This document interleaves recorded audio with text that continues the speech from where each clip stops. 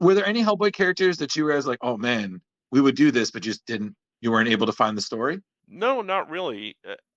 One of the things that happens when Art and I write together is that we tend to write a lot. Right. So there's a lot of material that gets cut out of the book.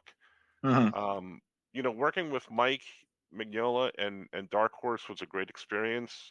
Didn't think I'd ever be able to, get the chance to do that. So, but Mike was very cool about everything. Sword of Omens, come to my hand. I, Lion-O, command it. Thundercats, ho! And you're watching the Dorkening. Hey, happy Tuesday, everybody. You are watching Splash Pages. My name is Leo, and monkey behind the keyboard here. We have a great show scheduled for you as always. And with us, Jar Jar, how's it going? Hey, it's Tuesday night, Leo. Did you know? Did you hear? We're all here to play. I can't wait. It's going to be a good night. We've got Drew and Carrie waiting, and somebody else very special. So I'm going to kick it over to Carrie. Hey, everybody. Happy Tuesday. Ratatosker and I are here to hang out, have some good geeky comic book fun. He's hitting the crown tonight. Ooh. Feeling a little feeling left out, but I didn't share last night with him.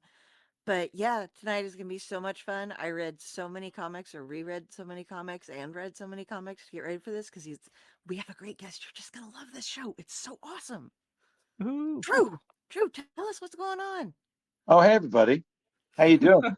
um, this is all about looking at life a different way. So now you can, damn it, that, that apparently my phone didn't want me to continue that train of thought. Well, Drew, if you didn't use your phone, that problem wouldn't happen. You know what, Leo? If I needed your opinion on why I hear a beeping sound in the background or how to improve my microphone, I'll ask it. Otherwise, keep your fingers on the keyboard and shut it. We have a great show planned. We got a lot of news. We have a fantastic story that is a personal favorite of mine. And the guest is someone I've seen enough to say that I actually know him. So everybody, our guest, writer, artist, creator, you've seen him on Teeny Titans, Itty Bitty Hellboy, Ghost and the Owl, Dead Man Tells Spooky Tales. He's the person who puts the awe in Aw Yeah for Aw Yeah Comics. Everybody, Mr. Franco. Hey there. Oh, yeah. How are you? Thanks for having me. I was afraid I was going to get a little seasick there with Drew's camera, but I'm good now.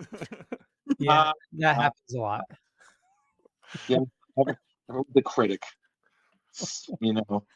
One of these days we'll get you to use your laptop, Drew. It's not me. It's time and space. They are the final frontier. Yeah. So hi everyone. Hi Franco. Hi. Hey there. Sorry, dealing with some technical things here. So you all talk. Go. All right. Well, I'm going to go right into interviewing Franco. Ooh, So, let's get started. Franco, yeah, your art it feels more young and popish usually, but that's really deceiving. It's is it intentional the way you draw that it looks kiddish, but yet it has a very adult, not adult, but complete feel to it. I've seen some of your art, like a Nightcrawler you did a few weeks, maybe a few months ago. At this point now, I can't even remember the interview I saw you doing it on. But it, the colors and everything, it's very, very your own style. Oh, yeah. Well, thanks. I try to make it my own style so people know it's me, but I have a very very I don't want to offend anybody, but like almost ADHD in my style where I change things up quite a bit. Um, some of you may know or not know that I was an art teacher for 24 years. I just retired as a high school art teacher.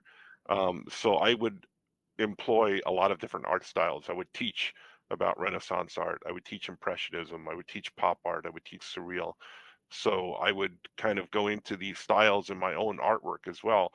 I found a style that works for me, but I also can draw very cartoony.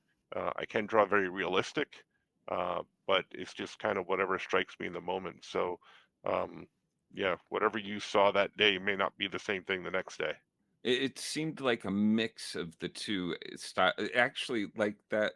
That looks very wow. Mm, thanks. Mhm. There's And Gwen Stacy. You can do like very young, but also very like adult. It's very it's I lose my words. it's Well, good, because the pictures are supposed to speak for you. and Love and that Frank, poster. it's so funny that the teaching aspect, because one of my best friends, his cousin, was actually one of your students, Oh, and that's right. he yeah, my one of my best friends, Leroy, and he was like, he messaged me, he was like, yo, yeah, you're friends with Franco. It was like, he's my cousin's favorite teacher, hands down. And I was like, I'm gonna tell him. And guys, you don't know this about Franco, but sometimes I'll tell him, like, and his response is, oh, cool. Like, it's just like he acknowledges it, and he's like, oh, it's rad. It's like when we're talking to Art, he's like, Art's like, oh yeah, man, all right, cool, all right, right on. Yeah. So, but yeah, so everybody, art teachers, everybody, you never know. Well, They yeah. could they could be Eisner Award winners, you never know. That's true. How difficult was that as a career? Teaching? Yeah, well, Um, high school mainly. yeah, it's weird because if you speak to teachers of elementary or teachers of secondary, high school or elementary, it's definitely a mindset. Like, Yeah. I would not be able to teach elementary. Here in New York State, I was certified as K-12, which means, the entire grade system. So you have to get certified as an art teacher. That's not true for every teacher, but art teachers, music Right. teachers, you get certified for K-12.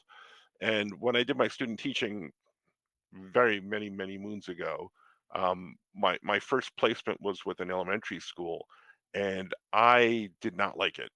I came home the first day, and my wife was like, "How was it?" And I'm like, "It was awful. There were kids, and they had snots, and they were hugging me, and it was not a thing that was pleasant." And I said, "I don't think I'm going to be a teacher." But then, a few months later, you switch over to secondary school or high school, and it was different. The kids still had boogers, but they you know they didn't They they didn't. didn't hug you and stuff like that. Yeah, And they didn't want to be near you. yeah, and you can kind of direct them a little bit more, and the artwork was a little bit more advanced, obviously. Right. So I'm like, oh, this I can do, and that's where I wound up. Yeah. Art when you're in high school isn't mandatory. So it's people who are actually interested in it that are showing up for your classes. I did a lot of tutoring and I have a lot of teachers in Yeah, my family, and it was always like, oh God, like my dad was a math teacher, and yeah, sitting down and watching people just being in math classes with a lot of people, they're just like, I Mhm. hate this. Why am I here? Why do I have to do this? And it was just like, right. no, do you like so it has to be more fun to I could never teach. Yeah. You sir have the patience of a saint. Well, And yeah, it was definitely, most of the kids wanted to be there, but I did have some classes where you had to take it in order to graduate high school because they right. needed an elective. So those were the more challenging classes. When you have a class full of kids that want to be there, the day goes by much easier. But yeah, Yeah. And Franco, when I was a substitute teacher, I had been an art teacher, so I definitely agree with you. That is sometimes when it's great, the period flies by. Mhm. If you got to spend most of the episode wrangling little ghostwriters, it's like, oh God, No, it's Right. only it's only been 10 minutes. Svengoolie. Oh. Um, Yeah, but Svengoolie was a fun book to work on. Yeah, yeah, Oh, that's wicked cool. I didn't even know that one. yeah, yes. But so like I said, Itty Bitty Hellboy. I mean, I've talked to you a bunch because me being a huge Hellboy fan, I discovered this by happenstance. And the first thing I remember saying is, "My God, this is the most adorably uh, thing ever that ever came out of hell." and You I were was looking for an opportunity to get us all to read it. well, yeah. I mean, when we were looking for guests, I was like, I know somebody. He's pretty. He's fun. He's personable. You know, if Art keeps working with him, he's got to be chill. So Itty Bitty, and you know, I've talked to you when we did our interview at Terrificon about, you know, how it came to be. So I'm not going to go over that, because then that means people won't check out our page more to understand what the hell I'm talking about. Spoiler. Oh, I'm not allowed to ask that Oh no, about you can't. No, about cross Mike. Oh, damn. Okay. 2 more questions. But you know what? The one thing I would say is, like, reading of the characters, you had Hellboy, you had Liz, you had Lobster Johnson, Lobster Johnson, yeah. and Noah and Smitty. You had Hectate, you had Roger, you had Baba Yaga, and then Kate Like, Cork. interesting look for Baba Yaga, by the way. Yeah. So I was there love any Baba character Yaga. in Hellboy that you guys maybe wanted to use but didn't? I mean, you also have the villains Carl and Rasputin, Right. the of course. Were there any Hellboy characters that you guys like, oh man, we would do this, but just didn't? You weren't able to find the story? No, not really. One of the things that happens when Art and I write together is that we tend to write a lot. Right. So there's a lot of material that gets cut out of the book. Mhm. You know, working with Mike Mignola and Dark Horse was a great experience. Didn't think I'd ever be able to, you know, get the chance to do that. So, but Mike was very cool about everything. There were no parameters or limits put on us for anything, and we had, you know, access to all the characters. I think the only thing we were told was that, you know, the characters couldn't look like they did in the movie. So, you know, we couldn't have Liz modeled after what she looked like in the movie, because then they get into rights with, you know, the production company and Guillermo Right. del Toro. So that was the only real limit that was put on us. But as long as we were true to the comic book characters, we were allowed to really do anything we wanted. And correct me if I'm wrong, but Mike was the one who reached out to you guys about the project, right? It wasn't you reaching out, hey, is this okay? We do this? And it's like, oh, sure. He was the one who's like, oh, I've seen your work. I'm a fan. Would you be, you Right. know, would you Well, be? it was an editor at Dark Horse at the time who was his editor and was also a fan of ours, and Mhm. he didn't really know us. You know, we didn't know him besides his incredible work. Right. And you know, there was a package of stuff, from my understanding, that we got together that was sent to him, and he took a look at it at home, and I don't know if he was, you know, keen on doing it or not, but I do know that his wife and his daughter, Mhm. once they opened up the package and saw the artwork and what we had planned to do, they're basically like, "You're doing this. You don't have a choice. So tell them, you know, that Art and Franco Fantastic. are going to do this." So Yeah, because I remember at the time I saw this fantastic cover that Mignola had done that was like his characters meeting your characters, and just had that trademark. Oh crap.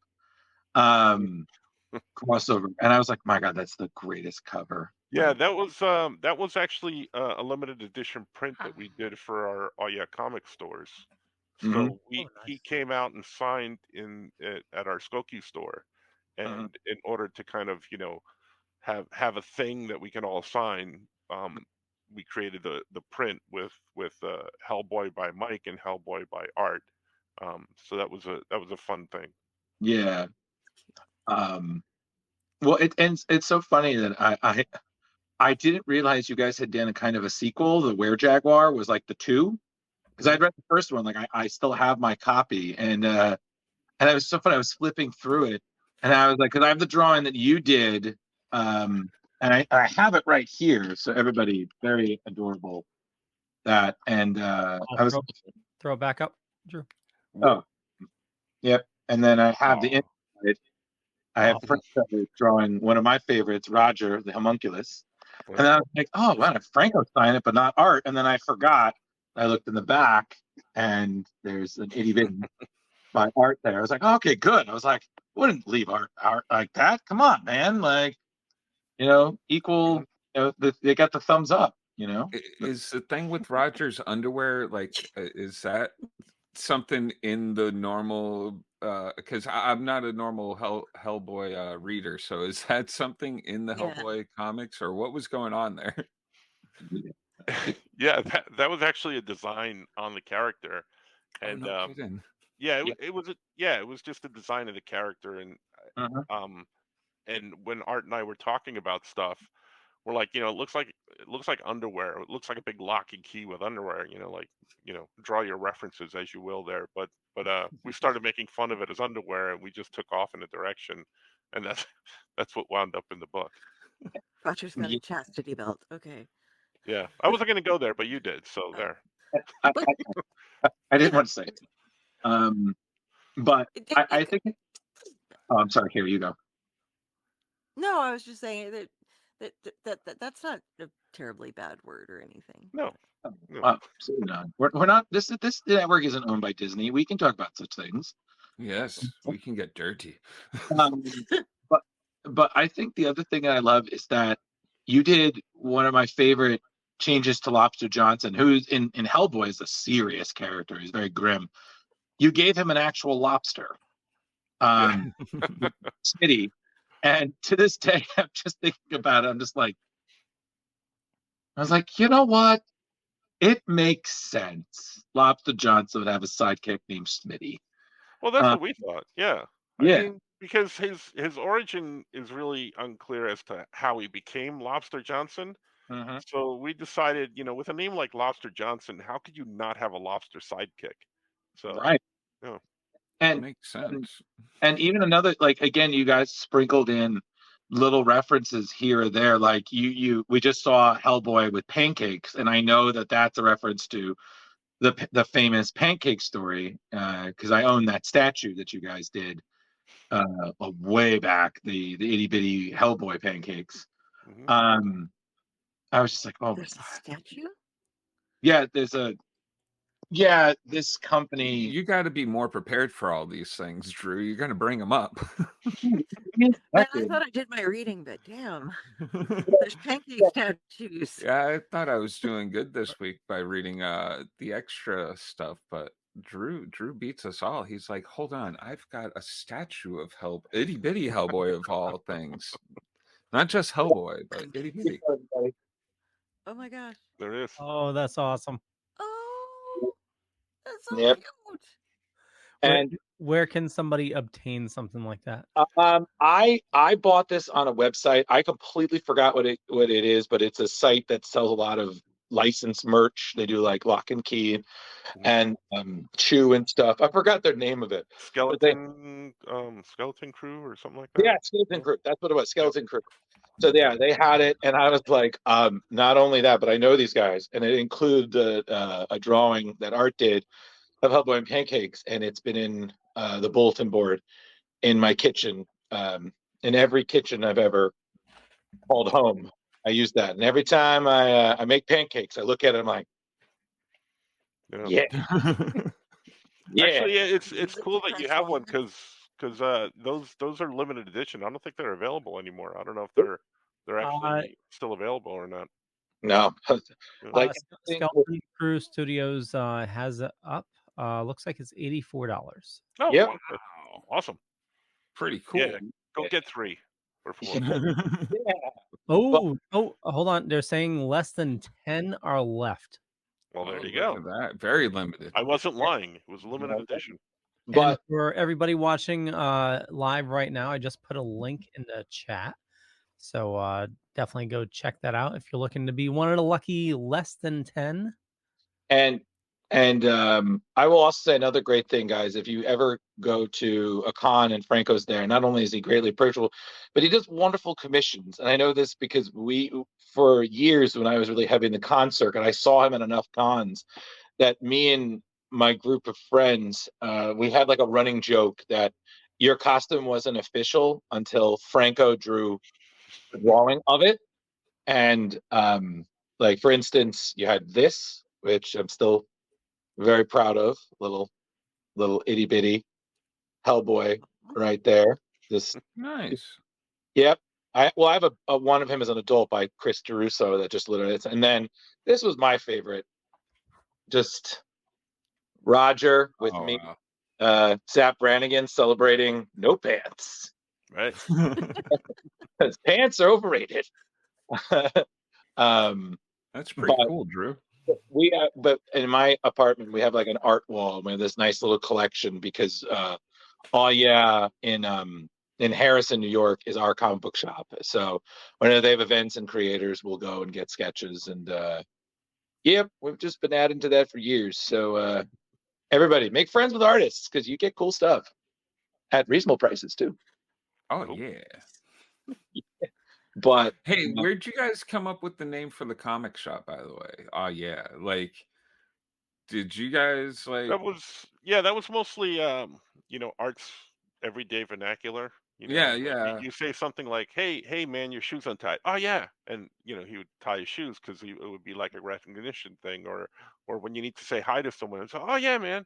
So it just came out of that. So like when we decided we were gonna open the shop and name the shop, um Art's like, well, what are we gonna name it? And I'm like, what do you think we're gonna name it? And it's oh yeah, comics. So there's no other name that's gonna go with it. So It's perfect. Like yeah. yeah, it, and uh, it's such a great store, especially because you guys make a point to get a lot of creators and not just like big names. Like I've met quite a few people at events that you guys have had, but like up and comers, indie people, and everybody is just so pleasant and really chill. And of course, the one in Harrison is run by the great Mark Hammond, the man of a million stories. Um, and it's just it's such a really great place. And again, I see kids there all the time, and it's always nice to see. And it's tough, I know running a comic store can be challenging, especially with the market being ups and downs. The things that people don't think about, like, oh, that you run that business. I was like, yeah, but it's still a business, and you gotta, so it's a lot.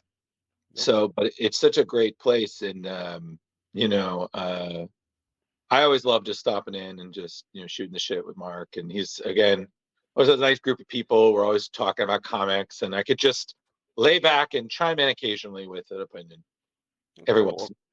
once. Thanks for saying that. I appreciate it. Yeah, man, it's always been great. So everybody, support your local shops. yeah, Don't get a file and then forget about it, because that's bad. Leo. Hey, I pick up my books every time. It's Every just I may let them, build until Hold they up. call me. They're Yeah, like, are you more still long alive? this year, man. You You showing? know, but So do you still read comics, Franco? Like say like I don't know, Batman or anything like that? I want to say yes. The answer is I still buy weekly comics. I still buy them. Now, whether I read them or not is an entirely different answer, because I have a whole stack of them on my nightstand that I intend to read, and the stack just keeps getting bigger, and I occasionally get to read one or two, but just time recently hasn't allowed for such. I did read. What did I read the day before yesterday? I just read Wolverine versus Predator, which was new a Oh couple wow. weeks ago or something like that. So I just yeah, picked that up. Yeah.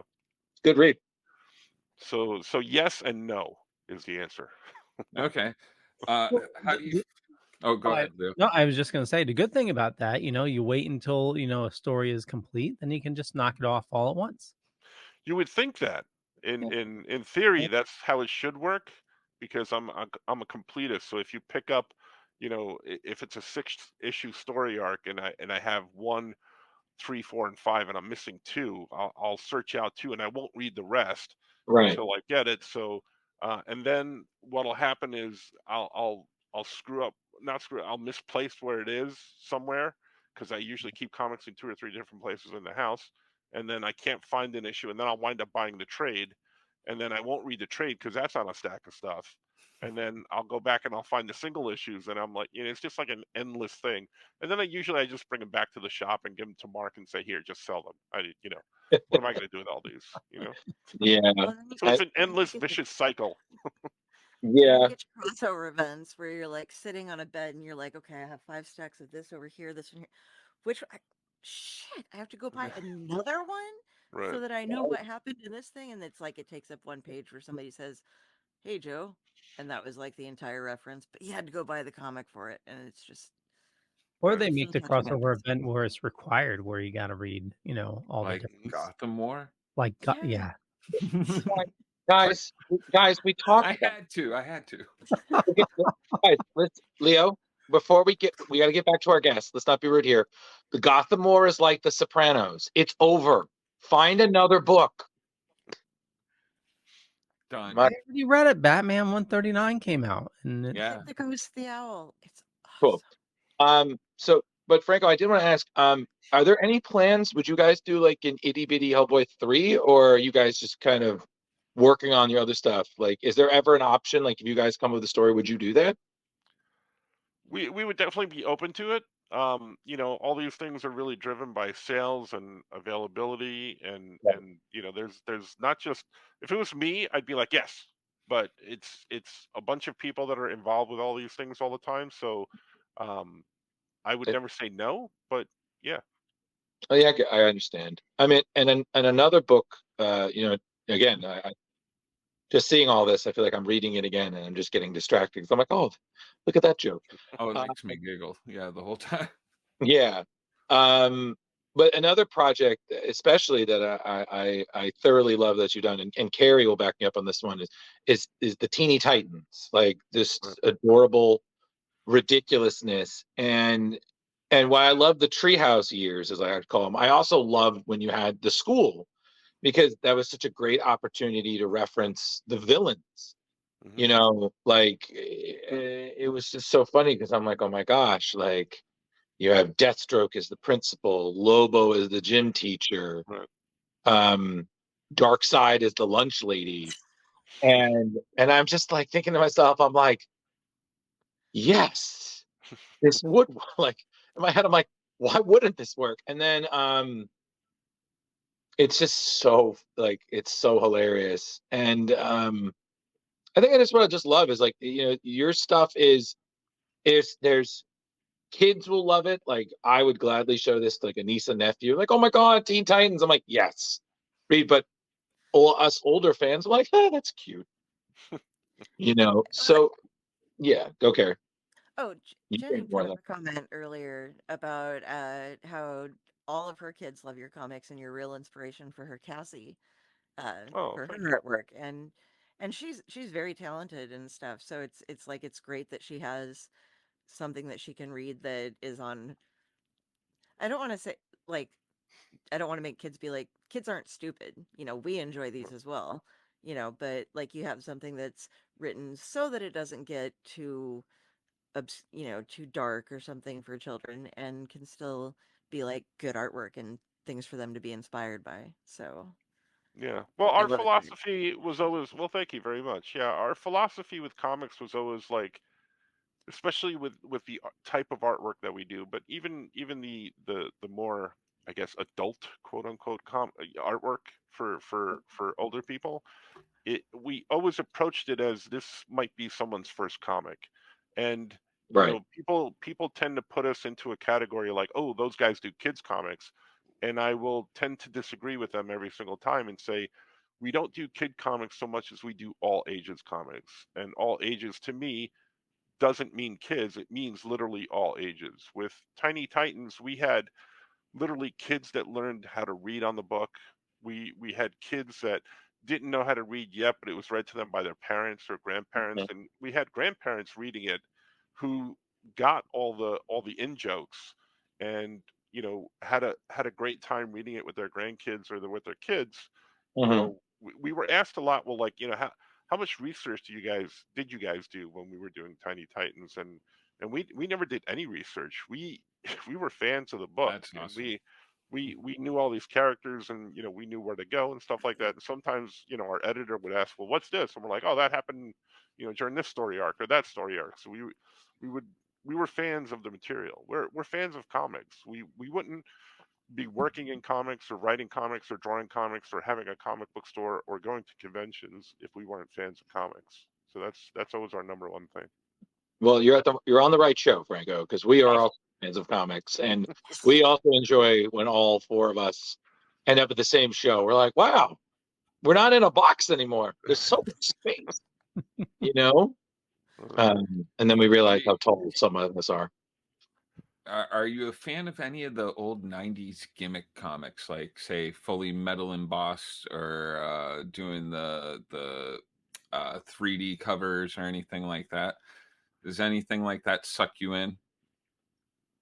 Well, it had its time and place, and I recognize it for what it was. But I was always the story guy. Give Yeah. me a good story, give me good artwork, give me a good cover. If you had good story and good artwork inside, and you had a fancy cover, okay. But I was mostly interested in the story and the artwork. Makes sense. Well, I Yeah. think another reason we bring that up is because like comics always goes through fads, and we feel that right now we're seeing a fad where it's just an We're in oversized a huge fan. variant covers. Like we cover news every week, and there's literally at least 6 out of if we do 12 stories, probably half of them are someone had a variant cover. Oh, here's a collection of variants. And it's just overwhelming to us because we're like, we tally them up. We're like, well, 94 variants this week. I'm like, who's buying that? Right. Um, I have visions of days in the future when you're going through the back issue bin, because whenever I would do that when I was missing an issue, I'd be like, oh, that's the one I need. But I can just imagine like 6 or 7 different variants going, wait, which one is it? This is issue 27, but is this the issue 27 I need? Or with Marvel renumbering everything, I'm like, well, which issue 27 is this? Yeah. You know that. Volume 1 again. yeah. You just did that so you could make 15 more variant covers. That's the only reason you made it Yeah. one again. Yeah. I That's remember exactly why. I remember somebody talking to me about it was like the number 1 in a comic means nothing anymore. Back in the day, like number 1 was like, wow. Now I'm like, we're back at number 1. And I'm like, oh, God. Mhm. And They then ran out of at the same adjectives. time, Is the problem. we're back to the original renumbering. And I'm just like, oh. Well, it's a Legacy Wednesday. We need to numbering. reboot Spider-Man again. Yeah. Okay. So speaking of Spider-Man, so Carrie, you were watching Franco and a couple of his artistic collaborators / friends during our show, and they were talking about Spider-Man, right? One of the Across the Spider-Verse movies. Yes, Leo had actually pulled up one of the issue that he was drawing, which was it's like the second picture, I think, was the Spider-Gwen that you were drawing. You weren't happy with her mouth, but then you put in teeth and everything worked out. It was great. That's true. Well, Yeah. you know, And like I remember, you're like, I drew Spider-Gwen. Just like Yeah. I was watching your show. I stalk people. It's what I do. Don't worry. I don't get Yeah. invasive or anything. she's a I fan. just She's a fan first, then a stalk. I mean, what? No.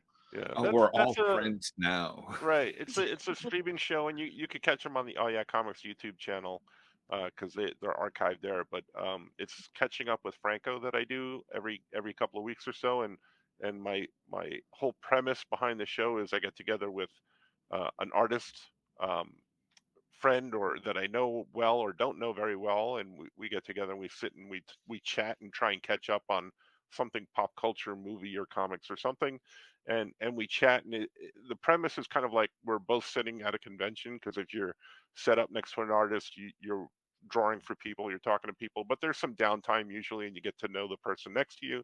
So that's what we do, and it's drawing live, so I don't know if a drawing is going to be to my liking while I'm drawing it or when I'm finished, and sometimes it's just not working, and I'm like, ooh, that one wasn't working for me until Chris Russo, who was on the show with me, said, oh, maybe you should add some teeth, and then it happened to work out. So Right. And on the show, you guys were talking about, I believe it was the end of one of the movies. Was it Across or yeah, it Beyond? was the last Spider-Verse movie, and Right. yeah, Gwen, spoiler, because Gwen apparently turns to someone and says, "Are you in?" and it's not shown who it is, Mhm. and we speculated on who it could be or what it could be. Yeah. So did you guys land on any options? And Carrie said that Reddit had some ideas. Did you guys come up with any good theories? Yeah, but they're just that theories, so it'll be fun to see what actually pans out. But if you want the theories, you're going to have to go watch the show, Drew. Oh, Sorry. Yeah. damn it. I was trying to get the TLDR, man. Because Carrie had told me that, and she asked me, because I've seen the movie and I'm also a big Spider-Verse fan, so I've read, and I was checking them. I was like, oh my God, what am I? And she was like, who do you think it was? And I came up with the theory. I thought it could be the Uncle Ben Spider-Man. From that one world where it was Uncle Ben who got bit instead of Peter. And then, spoiler, everybody, that Uncle Ben is from a universe where the entire world was decimated due to nuclear fallout from a world war. So the only thing besides, he's one of the few survivors besides like irradiated giant monster cockroaches. I think it's very weird. So that's why you need a Spider-Man in that universe. Yeah, All exactly. the cockroaches are running around. Yeah. Well, yeah, natural predators and stuff. Just real quick, the latest one is Across the Spider-Verse, right? Right. Yes. There's actually a part of it actually pops in on the new Spider-Man game. You're collecting the little spider bots, and when you collect them all, it opens a tunnel into another Spider-Verse. There's a character from the movie in there. Yeah, it's pretty cool. Nice. Did not know that. But I thought that would be the cool one because I'm thinking like, somebody with a really strong presence in the Spider-Verse, general. I was like, man, Uncle Ben would just rock that. And that would be so cool because who would expect that? So that was my theory. So maybe if I'm right, I don't know. Who knows? I'll the Nostradamus Award for predicting that shit. But Reddit I'm talking. suggested. Oh, I always I'm talking. No, I'm talking too much. I'm good. Let Jeremy and Carrie talk. Reddit suggested the 1999 cartoon Spider-Man. They also suggested he was in the movie though. Yeah. It's true. We did see him. They were saying that it's what she decided. Some people said that she was auditioning people for her band, and other people said that she was, leading the crew against the rest of the Spider Force to go and save Miles, even though everybody was like, no, don't do it. You're just going to mess things up worse. And so there were all these different ideas of people that she was inviting to come with to go do that with her, but none of them really had a full solid like, yeah, this is definitely it. The guy who said the one who said the 1999 Spider-Man was like, it's all over the internet, but I didn't see it anywhere other than in his comment. So the fun thing about that is that it's really open to interpretation and open to anybody. So it could even be Luke Skywalker. You don't know. One theory was that she was directly referencing the audience and saying, you want in for the next movie to come out. So it could be. And that is how the Kingdom of Hearts crossover began. Yes. You know who it's gonna be? I know. It's gonna be in sync. It's gonna be Mephisto. It's gonna be Miss Lion. If you swear to God, Leo, if you say it's Mephisto, I'm done. No, I said Miss Lion. It's gonna be Miss Lion. Oh God. Yep. I can't. I can't. So good. Sorry. I'm so distracted by how adorable that statue is. Train of thought. And then on top, Franco, you've worked on you're still collaborating with Art, but you've worked on other things. You had we've talked about this a little bit before the show. You had Ghost and the Owl with Sarah Richards and Sarah Richard, and you had Dead Man Tell Spooky Tales, which Jeremy above me, right here, that guy. That's me. Yeah, it's guy. He read it, and I don't normally get scared at things, especially reading them, and like the cemetery tale where the little girl's in with her brother and they both kind of you get this idea that they're both being taken and whatever. God, I got chills while reading that, and the hand story that Ah, cool. oh, that creeped me the hell out. It was Yeah, really those good. welcome to all of my nightmares. So I wrote them all down and put them in a book. Oh, Dude, boy. it was fantastic. Thank you. I fell in right away. And I'm a person who has a hard time reading like straight through with comics. I tend to fall asleep a lot. He does. Narcolepsy, comic narcolepsy. But I read breezed through this book. It was fantastic. I had a Oh good well, time thank with you. it. And the art, each of the artists that you had collaborated with in it, so many different styles. It was very good. Oh, Very, thanks. Yeah, very good. that was a really cool project to work on, and I'm so thrilled that DC gave me the opportunity to kind of go outside of my normal box, with the all ages comics. It's still all ages, but it's kind of Yeah. more spooky. And they were so good to work with. They let me choose all the artists or have a say in all the artists that were in the book, and the ideas that I had for it. So I'm really proud of that book, and I'm really glad people are digging it. So thank you. Mhm. What was And how did the choice to have Sarah Richards do the dead man throughout the whole story? How did that come about? That was part of the pitch of the story. When I pitched it to DC Comics, the other artist I had some ideas about who I wanted for the stories um, in the book, but the narrator of the book is Dead Man, and that that was pitched with Sarah's artwork in mind. So Mm, when I you know put the whole thing together, I asked her to do some drawings for me, and um, Dead Man didn't vary much from her original drawings yeah. when we pitched it. He was a great crypt keeper. It Yeah, was I great he had was inter. interesting. yeah, thanks. I had such a great time. She's just a dear friend, but I had such a great time working with her on the Ghosty Owl, and it was such a cool experience. But one of the things she told me when we worked on the Ghosty Owl was that she's not a big, panel to panel comic person because she's a painter. She does Mm, paintings and usually covers and stuff like that.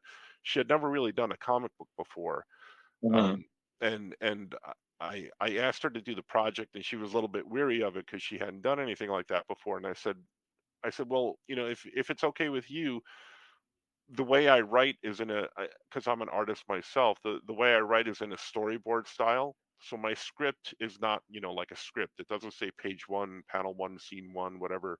It's literally a storyboard. And not all artists like to work that way, but I tell them you don't have to stick to exactly what's on the page, but as a sentiment as to what I'm trying to put out there, I'd like the sentiment of the page to be there. So if you have to change things, combine panels or eliminate panels or whatever.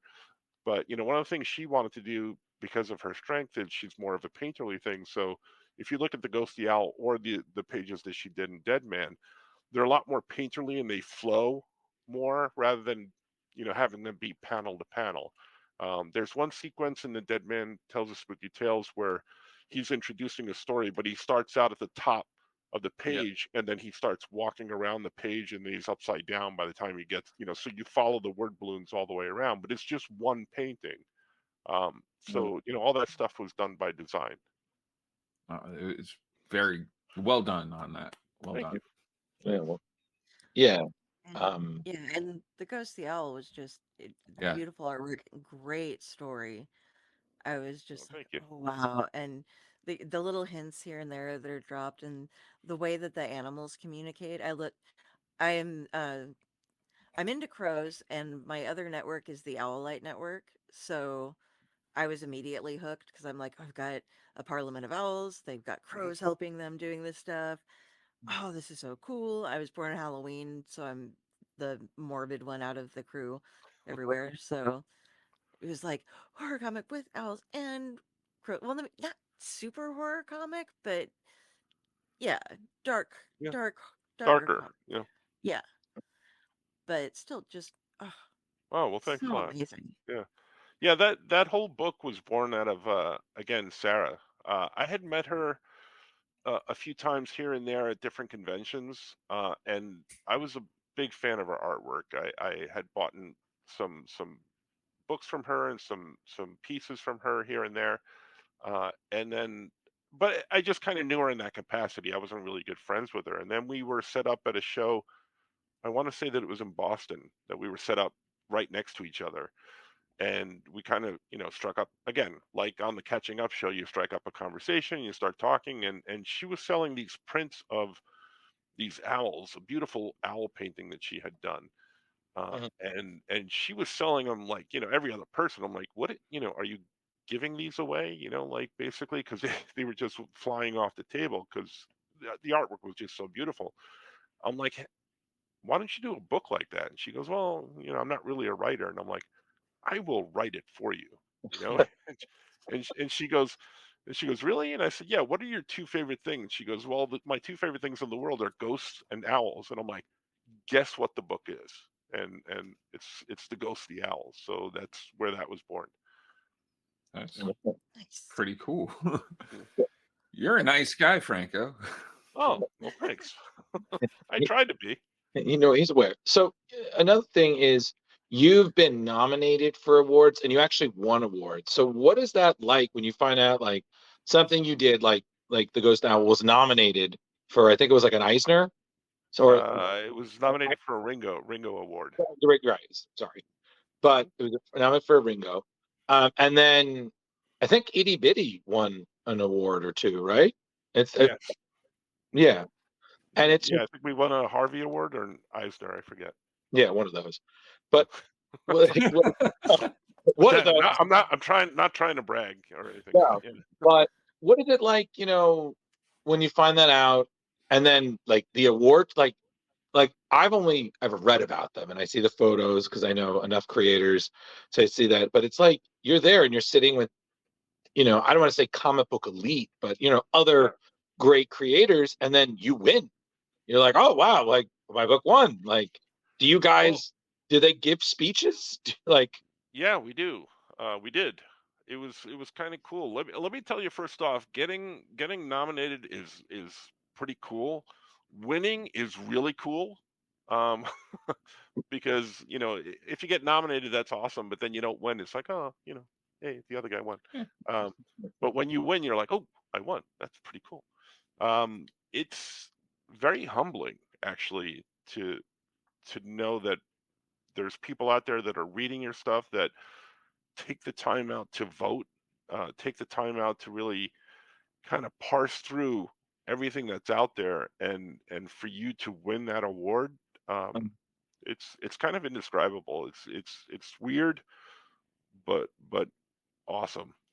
Um, and we've been lucky enough to win a number of times. I've won over the years 3 Eisners. I've won a Harvey, been nominated a bunch of times. So it's just really it's just humbling to know that people are out there reading the stuff and liking the stuff, and you guys telling me that you love the Ghost of the Owl or Spooky Tales or Itty Bitty Hellboy. It's kind of like, oh, it makes me makes me a little bit embarrassed, but also makes me feel really good that you guys are digging that stuff.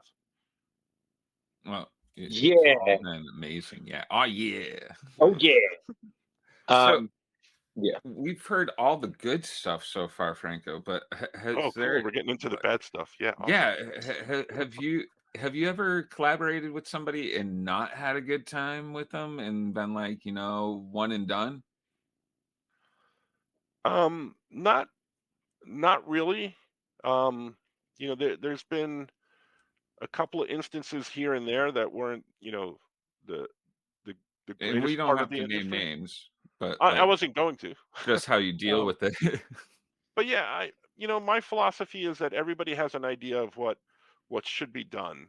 Comics is a very collaborative effort. Unless you're, writing, drawing, publishing the entire thing yourself, which is something that I do. I have a new book coming out that's going to be exclusive to my website. Cool. It's called Oh. Super Fun Altogether. That comes out in a couple of weeks, and that was all, done entirely through me. So I have complete creative control. But Mhm. Oh, you that's know, cool. there's other people involved in, when you're working with someone, at DC or Dark Horse or anything like that, or even just, a collaboration with my buddy Art. There's give and take. There's things that work and things that don't work. There people have ideas that they bring to the table. Some work, some don't. Not all my ideas have been, gone through to the end of production, but that's just the way the business is. And occasionally you meet one or two people who are not in the collaborative mindset, but it's been very, very few times that that's Right. ever happened with me. And I've had mostly a very positive experience. And I'm not a type of person that likes to dwell on the negative. I like to kind of just, look at the bright side of things and go from there and see what we can do in the best that we can do. Nice. It's a nice Well, person answer. I know. I don't know how we can follow that up. Like, I feel like that was like an end of the show moment. All Yeah. right, wrap it up. Someone, Last question. Last question. Yeah. Who's your favorite wrestler of all time? Ooh, geez. Good to know. wow, Jeremy, good. Wow, look at you. Yeah, that it's it's it used to be CM Punk, but Oh, there's interesting. things that change back and forth. But I'm a real big fan of Becky Lynch. I love what she's done. From her beginning to her becoming the man, and uh, just I actually drew a picture of her and I put it up on social media and I tagged her in it, never thinking, and she liked it and Oh, nice. commented on it and stuff like that. So that was kind of cool. But yeah, I like The Rock, but I'd have to say, Becky Lynch, CM Punk, The Rock, those are up there. Very Okay. cool. You- All right. There's one person I feel who again didn't say much. He just kind of sits in the corner there. Yeah, Leo. Yeah. What do you have to say? Well, I apologize for being quiet. I'm trying to make sure everything runs in the background here. You are Uh, amazing. I try. Buddy, Thank you're you. doing great, but talk now. Well, it's. I mean, what can I say that hasn't already been said? Like, reading Itty Bitty Hellboy, I absolutely loved both volumes. It was a blast to read. Your artwork is simply amazing, Franco. I absolutely love it. Thank you. Looking at this, and then like Jar Jar said, the different styles that you have among yourself. Just going through your Instagram, just your artwork is incredible. It's Cool. like 8 different artists Yeah. collaborated together. Oh, thanks. It's Actually, pretty that impressive. does bring up one thing, if you would indulge me. Totally. Um, During my career as a high school art teacher, because of my career as a high school art teacher, I wasn't able to do a lot of artwork on these books. I would occasionally do artwork here and there, but just my schedule didn't allow for artwork. It was always easier to write because I could carry a notebook and Right. write things down here and there. But I I I have a book coming out in collaboration with Art Baltazar as well. It's called Teen Titans Go to the Library. Comes Yeah. out in January, and I got to draw most of the book. Um, Nice. so Cool. yeah, and the premise of the book is that the Teen Titans are in a library, and one of Raven's spells goes wrong, and they all get shunted into different library books. So they're all in different books, and I got to draw each one of the Titans in different styles. So putting together all the different styles that I do, I was able to kind of just throw that all into one book. So Oh, that's awesome. yeah, it's a lot of fun. So pick Can't that wait up to in read it. January. Yeah.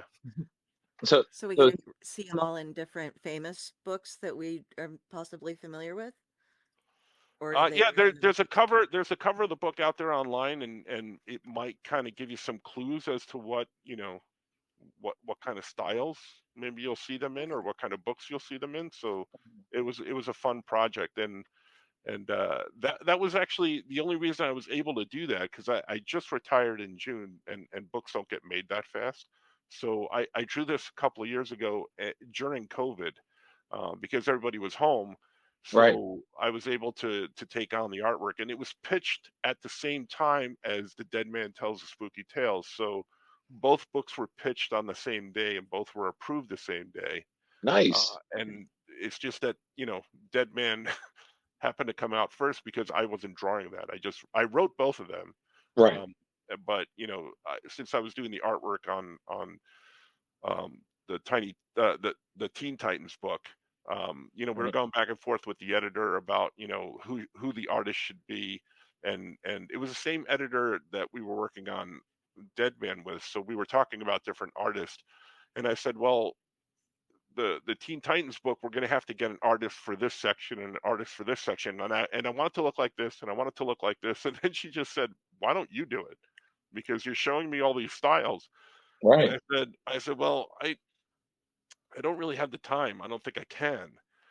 And then kind of COVID hit, and I'm like, well, I think I have the time, because we're home. So I did. There's about 80 pages of the book that I drew, and about 20 or 30 pages that Art drew. Nice. We wrote it together. So, and then the other artist, there's a third artist on the book, and it's Agnes Garbaska, who's an amazing artist as well. Yeah. Nice. Well, we'll make sure we cover it in January, and when you want to come back, we'd love to have you back. Yeah. Anytime. Maybe we can have both him and Art both talking about the book. I mean, at the same a time. lot of energy. Yeah. I'm gonna need to take a nap, because that's like. So We all dress up if Art's on, though. We gotta. Yeah. We must be dapper. Two last questions for you, Franco, and we'll let you go if you'd like to go. So talking about time, and when you were teaching, how did you find time for everything before COVID? Teaching, owning a comic store, doing your art professionally, and also with like a love of comics, consuming as much media as you could. How did you manage it all? And Leo, don't forget going to conventions. And conventions, yeah. Holy crap, forgot about that. Yeah. Well, the reason I retired was so I can actually sleep now. But no. There's 8 hours a day cleared. Yeah. I don't know. I just kind of did it. I've always been kind of a person who's always been working on multiple things. Like right now, even though I'm retired, I'm working on like 6 or 7 different projects, all at the same time. It's just kind of the way my brain works. My wife, because someone was asking that question to me, and my wife was with me, and she answered for me, and she was right on the money. She said, his brain never stops. It just goes all the time. So I think that's just what it is, while I was at school, if I'm, demonstrating a lesson about, how to paint like this, I would do a demo canvas, and I would paint that, and then I'd be like, oh, that looks pretty good. I finish it up, and then I'd sell it as a painting, or between classes. I had a notebook with me at all times. I still carry one with me wherever I go, and between classes, I'd be, oh, I got to write that down, because I'm thinking about that. If I'm talking to a kid about this, or I'm like, well, why don't you try this? I'm like, oh, wait, that gives me an idea. I got to remember to write that down later. During my lunch periods, I would, write or draw or whatever. So it's just constantly brain never shutting off. So I just found the time. Good stuff, man. Yeah. If you love something, it doesn't consume time, right? It just, you love doing it, you just do it. Yep. Totally agree. Last question is, talking about, comic book media. I know you don't have too much time to read, but with like the shows and everything going on, is there anything that you've recently caught up on, or did you watch Loki, or did you get a chance to go to the Marvels or anything like that? I did. I saw the Marvels just last week. Just caught up with Ahsoka, and like the Marvels a lot. wasn't thoroughly in love with it, but I liked it quite a bit. I thought Ahsoka was great. So yeah, I tend to I'm starting to catch up on things. And again, that's probably why I did the catching up show. So the catching up show for me is twofold. One, it forces me to sit down and draw on camera with someone, so I'm drawing something. Yeah. And the other thing it forces me to do is catch up on something that I've missed. So it forces me to watch that because there was a lot of stuff people were like, oh, did you watch this or did you watch that? And I wasn't doing that, and I need to do more of that. So you know, you get to the point where you love all this stuff, but you don't have any time. You just make the time and watch it. Yep. Exactly. Yep. Often I'll find my time like 2:00 in the morning putting on something that I missed. So Well, I was hoping, and this is horrible to say, but I was hoping the strikes would go on longer so I could catch up on more TV and movies. There's so much. I'm just like, I do not have the time. Jeremy, I thought the same thing when they were like, "Oh, they're not going to publish." It's like, there are books that have probably been neglected on your library. Yeah. Long enough that you can read. And it was like, read, and I'm like, read. Yeah. And one of the cool reading hacks that I've figured out is, because I like to walk because I do a lot of sitting. So I like to go for walks, and if you get a library card, you can get Libby down, Libby, and you can get audio books and stuff like that and listen to them. So right now I'm listening to the Star Trek Coda books as I walk. So it's a great. I'm reading as I'm listening. I do. Franco, I'm doing the same thing with when I'm driving. Instead of calling people or listening to music, I'll just put like an earbud in one ear and I'll just put on like a podcast. Like you, the friend, and I'm like, I'm catching up because I'm supporting my friends, and then I'm like, oh boy, I don't have to drive that much. My commute to school wasn't that long, so that never worked for me, and now I hardly drive anywhere now that I'm home, mostly working from home. Oh yeah. But the other book I want to listen to is Barbara Streisand just came out with a memoir, and I heard it's like 1,000 pages, so I don't know if I'm ever gonna really do that, but I want to listen to that book too. All right, that one caught me off guard. The Barbara Streisand one, really? Yeah. I was like, well, I did watch a news thing on her just the other day, so I probably would enjoy the book. Just don't let it rain on your parade, Franco. Okay? It's not going to. That stuff doesn't bother me. If someone doesn't like something, I'm like, you don't have to do it. It's something that interests me, and I have varied interests. I'm a history buff. I love comics. I'm science fiction buff, and I was watching. I was watching Anchors Away with my dad today with Gene Kelly and Frank Sinatra. Oh wow! And I know a lot of useless stuff. If you listen to Oh Yeah Comic podcast or my show, I know a lot of useless things. Like there was a scene where Gene Kelly dances with Jerry Mouse, from Tom and Jerry, and Jerry wasn't supposed to be in that. It was supposed to be Mickey Mouse. But Walt Disney wouldn't let them have the rights to do Mickey Mouse, so they just MGM went into their own archives to use. It's just stuff like that. And I'm telling my dad, who's like 80-something years old and Italian, it's like, I don't care. I just want to watch the mouse dance. I'm restricted to, if I can't explain something in under two sentences or less, I'm not allowed to bring up the subject with her. She does not want history lessons. And I'm like, tell her you do a lot I of have to explain to you exactly why I dislike the Habsburgs. And she's like, who the fuck are the Habsburgs? And I'm like, Mom, like, just stop.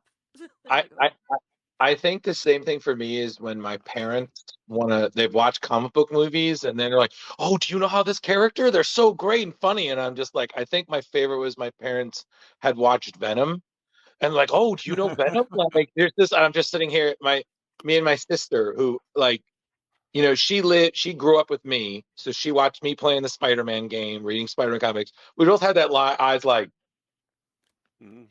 really? Yeah. But my dad is Franco. My dad's the person. Like, watch something. Oh, is this person in it? And I'm like, if you watch the movie, all of your questions will be answered, probably. Like, and like I'll show him a trailer, and he's just like, "Oh yeah, are they in it?" I was like, "Did you even watch the thing? Did you even watch it?" That's like my wife. Yeah, like we'll sit in a room and I'll turn the TV on and a movie will be on halfway through and she goes, "Well, wait a minute. What was that guy doing before this?" I'm like, "You were here when I turned it on. I have no idea what happened previous to that point." Type thing. So No, In the same continuity. listen, having met Mrs. Franco more than a few times, and also to credit to Leo, having met your wife at least once, I could say, thank God both of your women love you, because they put up with so much.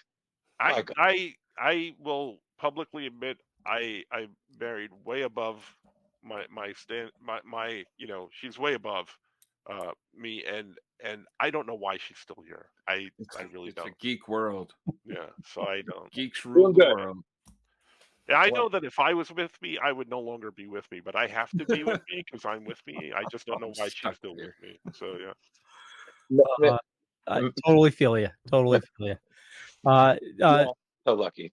Just real quick, if you enjoy Star Trek, definitely check out Lower Decks. Oh my God. Okay, we got it. You're a Star Trek fan. Watched Like, it all. We're good. Oh, you have? Yeah, it's gotten much better. I didn't Yep. like it first season, second season. It grew on me. Well, let me put it this way: if it's Star Trek, I'm always going to watch it. Yeah. But it definitely got better by this last season. Was so much better than the first season. Yeah, totally. So I'm hoping they get a couple more seasons and it grows even more. Yeah. The final episode, it killed me. But he looks just like Tom Paris. It's true. save it for your blog, guys. Okay. All right. Well, Franco, we're coming up on the end of our time with you, and thank you so much for coming out. We will definitely keep an eye out for Teen Titans Library, which is very much DC meets the Page Master, which is what I wanted to say, but still love it because love that movie. And seriously, everybody, So long. yes, thank you so much for coming on the show.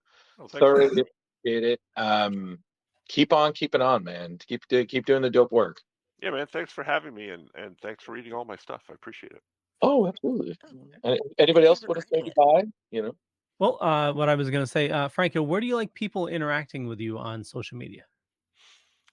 Anywhere. I have a website, blindwolfstudios.com. You can reach all my other stuff on there. I believe my link tree is on there as well. But I'm on Instagram and Facebook and stuff like that. And you just Google me, you'll find me, Franco and DC Comics or something like that, and I'll pop up. Awesome. Sounds good. And we got a lot of that information in the show notes, so definitely check it up above or down below, depending on where you're watching or listening to us. We'll let you go, Franco. Thank you so much again for your time this evening, and we can't wait till January. Yeah, man. Yeah. Oh, yeah. Thanks. Yeah. Thanks, man. Good night.